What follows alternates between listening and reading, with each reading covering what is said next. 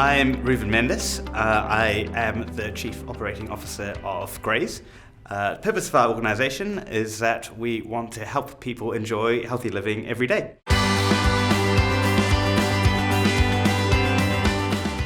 Ever since I was young, I really had a real fascination with just how things work, how things happen, how things are made, and how you can make things better, and how you can build stuff. And so it was always quite natural for me, actually, that I would go into a career in engineering.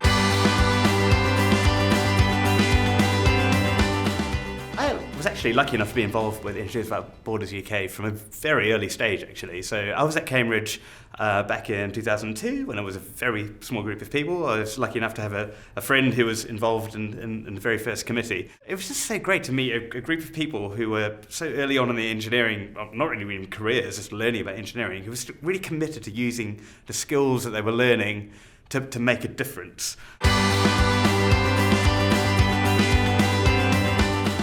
My involvement with Engineers Without Borders has had a real impact on the choices I've made in my career. So I have worked for the last decade in a number of different UK startups who have social and environmental principles right at the heart of their values and what they do. And now that I work at Graze, we have ingredients coming in from all over the world. There are lots of things that we need to consider in the way that we source and doing that as ethically as we can, as well as reducing the impact of our manufacturing here in the UK. I think being part of Engineers Without Borders, you know, in the early stages of my education career, just kind of implanted that natural kind of feeling and knowledge that these things are important.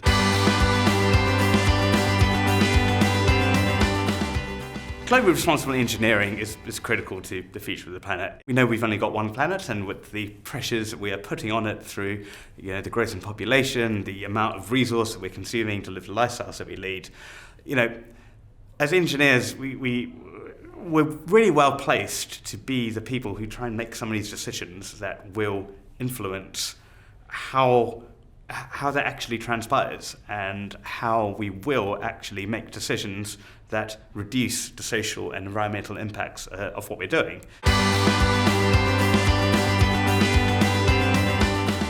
think the engineers that we need in the future to make that happen are those who kind of grow up and have the education to really consider that balance. You know, you get put under a lot of pressure when you get into your career to deliver things that have commercial or profit-driven objectives. You need to have people who have enough grounding in social and environmental concern that they know that that's important, and they know that they can include that as part of the agenda that they push.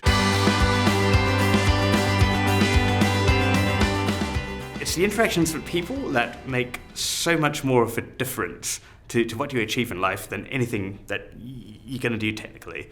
I think once you find that, you're then going to hunt out organisations, whether they are businesses or non-profits or in government or whatever it is, that really truly have a purpose that's something that you really believe in, and something that has some kind of social and environmental goal to it.